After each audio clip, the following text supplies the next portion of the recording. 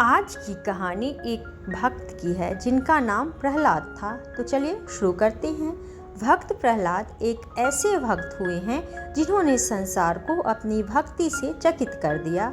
इनके पिता का नाम हिरण्यकश्यपु था, माता का नाम कयाधु था। हिरण्यकश्यपु बड़ा बलवान था, वह दैत्यों का राजा था। उसके भाई हिरण्याक्ष को भगवान ने वाराह का रूप धारण करके मार डाला था। तब से वह देवताओं से चिढ़ता था और उनसे बदला लेना चाहता था। उसने बड़ी तपस्या की।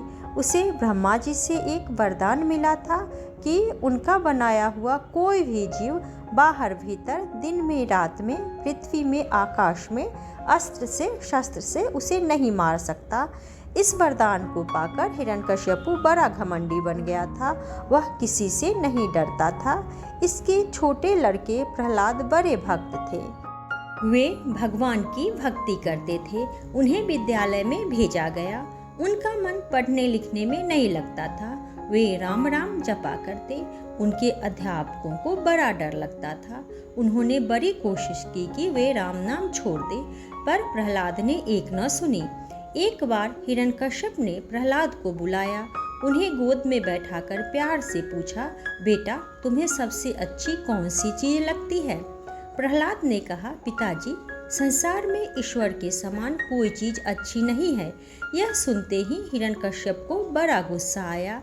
उस निर्दयी ने अपने नौकरों को बुलाया और प्रहलाद को मारने की आज्ञा दी। नौकर तलवार और भाले लेकर मारने के लिए दौड़े। ईश्वर की कृपा से प्रहलाद के शरीर से छूते ही तलवार और भाले टुकड़े टुकड़े हो गए। यह देखकर हिरण्यकश्यप को बड़ा अचंभा हुआ। वह प्रहलाद को मारना चाहता था। उसने एक भयंकर हाथी मंगवाया। प्रहलाद के हाथ पैर बांधे गए और वे हाथी के सामने डाल दिए गए। हाथी ने मारने के स्थान पर उन्हें उठाकर मस्तक पर बैठा लिया। प्रहलाद फिर बच गए। दुष्ट हिरण्यकश्यप अभी भी शांत नहीं हुआ। उसने प्रहलाद को एक अंधेरी कोठरी में बंद कर दिया। वहाँ बड़े भयंकर भयंकर सांप छोड़े गए।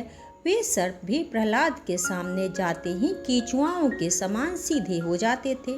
जब इससे भी प्रहलाद की मृत्यु नहीं हुई, तब एक जंगली शेर को इन्हें मारने के लिए मंगवाया गया। इस बार भी प्रहलाद का बाल बांका न हुआ। शेर भी उनके सामने पालतू कुत्ते के समान पूंछ हिलाकर बैठ जाता था। इन्हें विष खिलाया गया, पत्थर बांधकर समुद्र में फेंका गया और ऊंचे पहाड़ से गिराया गया, किंतु इन पर कोई भी असर नहीं हुआ। इतने पर भी हिरण्यकश्यप ने इन्हें मारने का विचार नहीं छोड़ा। अब उसने अपनी बहन होलिका को बुलाया। होलिका अग्नि में बैठ सकती थी। इसने एक बार बड़ी तपस्या की थी। तपस्या के बाद इसे एक कपड़ा मिला था। इस कपड़े को ओढ़कर वह आग में भी चली जाती थी और जलती नहीं थी। हिरण्यकश्यप ने इसे प्रहलाद को लेकर अग्नि में बैठने की आज्ञा दी। एक बड़ा सा गड्ढा खुदवाया गया। उसमें खूब लकड़ियां इकट्ठी करके आग लगाई गई। वही वस्त्र ओढ़कर होलिका प्रहलाद के साथ अग्नि में घुसी। भगवान की कृपा से होलिका का वस्त्र उड़ गया। वह जल गई और प्रहलाद बच गए। इस दिन अर्थात फाल्गुन मास की पूर्णमासी के दिन हम इस घटना की याद में होली का त्योहार मनाते हैं। अब हिरण्यकश्यप ने खुद प्रहलाद को मारने का निश्चय किया। उसने इन्हें एक खंभे से बांध दिया और गरज कर पूछा, अरे मूर्ख, अब बता तेरा भगवान कहाँ है? अब मैं तेरा वध करूँगा। प्रहलाद ने नम्रता से कहा, पिताजी वे सब जगह हैं, इस खंभे में भी हैं। इतना सुनते ही दुष्ट राक्षस ने खंभे पर जोर से एक घूसा मारा। उसके घूसा मारते ही खंभा फटा और भगवान नृसिंह के रूप में खंभे से प्रकट हो गए। भगवान का आधा शरीर मनुष्य के समान था और आधा शेर के समान। प्रकट होते ही वे गरजने लगे। हिरण्यकश्यप ने बचने की कोशिश की। भगवान ने उसे पकड़ लिया और शाम के समय जब दिन समाप्त होने वाला था तथा रात शुरू होने वाली थी, उसे राजसभा के सामने देहली पर बैठकर नखों से चीरकर मार डाला। भगवान ने अपने भक्त की रक्षा की, उसे भक्ति प्राप्त करने का आशीर्वाद दिया। वरदान देकर वे अंतर्ध्यान हो गए। बाद में प्रहलाद ने बहुत वर्षों तक राज्य किया। तो आज की कहानी में इतना ही।